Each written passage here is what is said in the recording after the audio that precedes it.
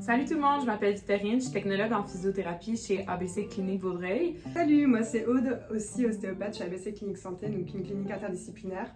Bienvenue dans cette vidéo où on va vous parler des blessures sportives et surtout de comment bien les gérer dès le départ et pour les éviter les erreurs fréquentes.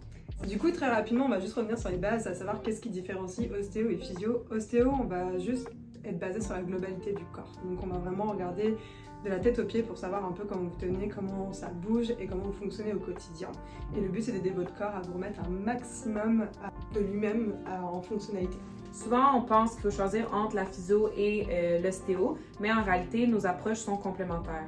Fait que pour moi, mon rôle en physio, ça va être d'évaluer la blessure, de réduire les douleurs, puis de venir construire un programme de réadaptation active avec des exercices de renforcement, de mobilité ou tout simplement adaptés au sport que vous faites. Et du coup, l'avantage à complémenter les deux, c'est que si tout bouge bien, toute votre posture est bien, ça va permettre à Victorine de vous donner un programme qui sera plus adapté avec une meilleure amplitude et du coup faire en sorte de réduire aussi votre temps de séance en physio et faire en sorte d'optimiser un maximum vos sessions. Si on prend par exemple un coureur qui a une douleur au niveau du genou, pour différencier un peu, vous aider à comprendre la différence entre la physio et l'ostéo. Quand on travaille ensemble, nous en physio, on va travailler tout sur qu'est-ce qui est la technique de la course, renforcer le quadriceps, puis la stabilité du bassin. Nous, on va regarder un peu plus comment vous courez aussi, on va aussi regarder à peu près la course en tant que telle, mais ça va nous intéresser de regarder pourquoi ça fait mal au genou. En fait, notre but, c'est toujours de savoir pourquoi. Donc, est-ce que la problématique de genou vient pour le genou? Est-ce que la problématique du genou vient parce que le bassin ne bouge pas? Est-ce que c'est parce que l'appui au sol n'est pas bon?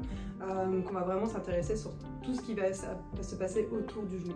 En ostéo aussi, vous faites beaucoup de travail manuel, donc de regarder le débalancement. Ouais. Nous, en physio, souvent, suite à une blessure, on regarde vraiment au niveau de la blessure, un peu en haut, un peu en bas. Mais qu'est-ce que j'aime de travailler avec des ostéos, c'est que vous travaillez beaucoup avec la liberté du mouvement, donc vraiment pas seulement à l'endroit blessé. Ouais, c'est ça. Et puis aussi, l'aspect vraiment musculo-squelettique qui va être propre à n'importe quel thérapeute manuel.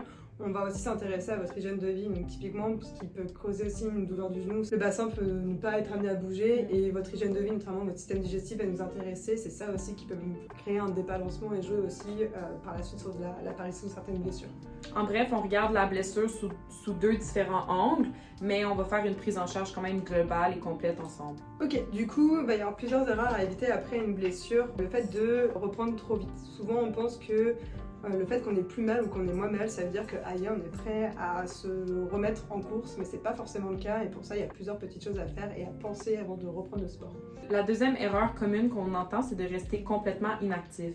Fait que le repos total pendant plusieurs semaines, c'est qu'est-ce qu'on essaie d'éviter. Ça peut être de 48 à 72 heures post-blessure. Par contre, ça va être important de bouger intelligemment. On ne veut pas rester inactif pendant des semaines. C'est pour ça que venir consulter en clinique, on peut vraiment bâtir un programme d'exercice ensemble, de la mobilité, du renforcement pour graduellement ou progressivement évoluer au cours de la blessure. L'absence de renforcement ciblé, ça va également augmenter le risque de récidive. Fait que c'est important de venir vraiment travailler la région blessée pour s'assurer de ne pas avoir une douleur répétitive.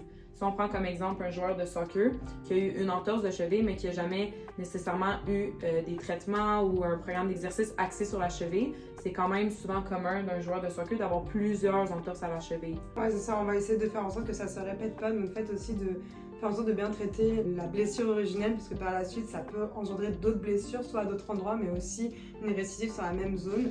D'où le fait qu'aussi, une autre erreur à éviter, c'est le fait de ne pas traiter forcément que sur la zone qui a été touchée et aussi de bien communiquer l'évolution de cette douleur à son professionnel, à savoir que nous, on a besoin d'un peu d'avoir des updates pour savoir comment ça va mieux, est-ce que la douleur est au même endroit, est-ce que ça tire, est-ce que ça a changé l'intensité, la fréquence, pour nous réadapter aussi dans notre fréquence de soins et faire en sorte d'avoir toujours un programme ou un protocole de soins qui va être toujours adapté au mieux pour faire en sorte encore plus facilement de vous ramener sur votre sport. Un autre erreur à éviter, c'est de uniquement faire des étirements ou des automassages. Fait que ça vient un peu aussi avec ce que j'avais dit plus tôt, de rester complètement inactif.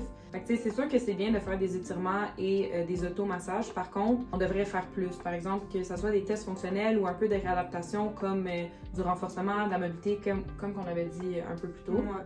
Et au final, ça reste des choses, là on parle vraiment dans le cas du sport, mais en fait c'est quelque chose qu'on devrait tous faire au quotidien, parce qu'au final on a tous besoin de renfort, et on a tous des choses qui ne sont pas forcément mobiles, on est vraiment axé sur le sportif, mais en règle générale, on devrait tous avoir un programme par rapport à ça. Ce qui nous amène à un dernier point qui est de ne pas consulter. Parce que souvent, quand on se blesse, on va dire je vais prendre du repos, ça va aller, ça va passer. Limite, on va mettre un peu de glace, voire un peu de chaud. Et là encore, souvent, on hésite souvent entre glace et chaud, car c'est un gros débat. Mais c'est ça, c'est de ne pas consulter des douleurs qui durent 7 à 10 jours, ou même qu'il y ait une sorte de petite gêne qui persiste. On se dit c'est pas si pire. C'est des signaux d'alarme qui vont dire que en final, peut-être que ça va pas passer et que ça serait peut-être bien d'aller voir quelqu'un. Le plus important, c'est de comprendre l'origine de la blessure et de mettre en place une stratégie active et manuelle. C'est pour ça qu'en consultant, nous, on s'assure de vraiment comprendre pourquoi est-ce que la douleur est apparue et comment. C'est sûr que consulter en clinique, ça l'aide à ce sujet-là. Oui, et puis encore plus dans le cas d'une clinique interdisciplinaire, souvent, c'est pour ça qu'on voyait l'importance de vous expliquer la différence, la complémentarité entre ostéo et physio. C'est que souvent c'est en mode je sais pas qui choisir, mais en fait il n'y a pas de mauvais choix. Non. Et même nous en tant que professionnels de la santé, si par exemple en physio je pense que mon patient va encore plus profiter d'un soin en ostéo que moi, mettons, je suis moins à l'aise ou peu importe, j'ai aucune gêne à venir référer à un autre professionnel. Ou souvent, justement, quand on est une clinique interdisciplinaire, on travaille plusieurs professionnels sur le même dossier puis on se parle du patient. Maintenant, on va parler du retour au sport, donc de savoir comment, si on est complètement prête pour le retour de notre sport. C'est pas juste j'ai plus mal, c'est important de savoir si on a retrouvé la fonction complète du corps pour être prête à 100% et ne pas avoir de risque de récidive lorsqu'on recommence le sport. Ouais, souvent ça va être un peu un retour progressif. C'est, par exemple, si on part sur un programme, on voit à certaines fréquences, on va commencer à laisser un peu plus de mou justement, voir un petit peu comment ça va et ça va être vraiment un retour progressif. Si on prend le cas de quelqu'un qui a l'habitude d'aller à la salle de muscu, en fait on ne va pas reprendre exactement au même point où on s'est arrêté au début. On va falloir faire ça un peu par des petits pas pour vraiment réhabituer le corps à se remettre dans la pratique et puis voir aussi comment ça s'évolue. Donc souvent on va retravailler, on va retester un petit peu la mobilité, refaire des tests actifs, passifs pour voir ce que ça donne. Toi tu retestes les forces dans ces cas-là? Ouais, fait que dans le fond les critères objectifs en physio, nous c'est la force, l'équilibre, la mobilité, le contrôle moteur, puis des tests spécifiques au sport du patient. Puis si jamais le patient est plus sédentaire, on va quand même faire des tests spécifiques à des activités de la vie de tous les jours que le patient fait. Ça peut être aussi simple de se coiffer, de s'assurer que le patient est capable d'atteindre toute la mobilité pour pas être restreint dans ses coiffures de tous les jours. Ouais, c'est ça, et c'est l'idée de se dire, comme tu l'as souligné, c'est l'idée de se dire aussi si dans les mouvements quotidiens il n'y a plus de gêne, ça va partir des signes, on dit ok, on peut envisager un retour progressif, mais même pour autant, si le retour progressif se fait, c'est bien de suivre un peu à distance pour voir si le corps s'évolue bien, parce que parfois même si on ressent plus, on peut avoir encore des restrictions, des mobilités, même dans ton cas, qui sont pas forcément les plus optimales, donc ça va être à peu près ça le plan de match. Donc, en conclusion de notre vidéo, après une blessure, c'est important d'éviter tout ce qui est les erreurs de base, donc de consulter rapidement et de surtout ne pas négliger la réadaptation ni votre douleur. Fait que souvent en clinique, on entend souvent des patients qui disent « Ah, j'ai mal depuis 1 mois, 2 mois, voire même 6 mois, mais je pensais que ça allait partir par lui-même, la douleur. » Mais tu sais, c'est vraiment important de quand même, si on a des inquiétudes, de venir consulter, puis on va être là pour vous aider. Oui, puis c'est que une douleur qui va être pour nous chronique, on va demander beaucoup plus d'attention et beaucoup plus de sessions. C'est quelque chose qui est pris à la source, qui ne traîne pas, qui fait que votre corps n'a pas le temps de s'adapter autour de ça. Là, ça va être beaucoup plus rapide et vous, si votre objectif c'est de ne pas traîner et de vite retourner au sport, c'est maintenant qu'il faut y aller. Donc n'hésitez pas, et s'il y a le moindre doute, n'hésitez vraiment pas à juste vous adresser à la clinique, à savoir quel type de professionnel pourrait marcher, on sera vraiment toujours là pour répondre. Et par rapport à ostéo-physio, il n'y a pas de mauvais choix. Dans les deux cas, on s'occupera tout aussi bien de vous.